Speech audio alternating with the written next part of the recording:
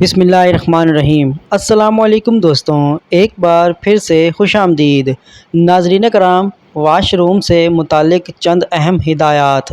Number 1، بیت الخلاء کی صفائی پر کوئی سمجھوتہ نہیں اور بیت الخلاء کو مستقل بنیادوں پر صاف ستھرا اور بدبو سے پاک رکھیے۔ نمبر 2، رات کو سونے سے پہلے لیٹرین کو صاف رکھنے کا اہتمام کیجیے۔ نمبر 3، بیت الخلاء کا دروازہ ہر وقت اور مستقل بنیادوں پر بند رکھنے کا اہتمام کیجیے۔ نمبر 4، بیت الخلاء میں کپڑے اتار کر لٹکنے نہ رہنے دیجیے۔ ایک رات کے لیے لٹکے رہنے والے کپڑوں میں جتنی منفی توانائی بھر جاتی ہے، اس کا خاتمہ تقریباً ناممکن ہے۔ کم از کم 72 گھنٹے دھوپ میں لٹکانے سے کچھ خلاصی ممکن ہے۔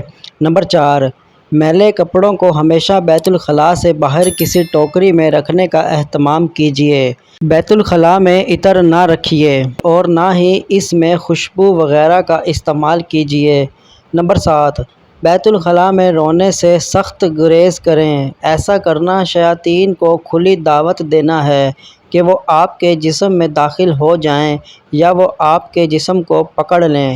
علاوہ ازیں رزق یا شادی میں دیر ہوتی چلی جاتی ہے، زندگی میں مشکلات بڑھتی جاتی ہیں، بغیر سبب غم اور افسردگی کا احساس ہوتا ہے اور تشنج یا مرگی تک ہو سکتی ہے۔ ہر تیسرے دن اپنے گھر کے دروازے اور کھڑکیاں کھولیے اور گھر میں سورۃ البقرہ کی ریکارڈنگ چلائیے۔ آپ کو بذات خود اپنے اور اپنے گھر والوں میں بہتری محسوس ہوگی۔ حضور صلی اللہ علیہ وآلہ وسلم کے مطابق گھر سے شیاطین اور جراثیم بھگانے کے لیے کلونجی کی دھونی دیجیے۔ گھر میں جگہ جگہ شیشے آویزاں نہ کیجیے۔ گھر میں ایسی جگہ نہ بیٹھیے جہاں سے ابھی ابھی کوئی اٹھ کر گیا ہو۔ جاگنے پر لمبی لمبی سانس لیجیے۔ اٹھتے ہوئے بسم اللہ پڑھیے۔ رات میں سونے کا ایک مستقل وقت مقرر کر لیجیے۔ سونے سے پہلے سورہ ملک کی تلاوت کبھی نہ چھوڑیے۔ نماز کے بعد آیت الکرسی کی تلاوت سے آپ اور جنت کے درمیان صرف موت کا حائل ہونا باقی رہتا ہے، اس لیے ہر فرض نماز کے بعد آیت الکرسی پڑھنا بھی نہ بھولیے۔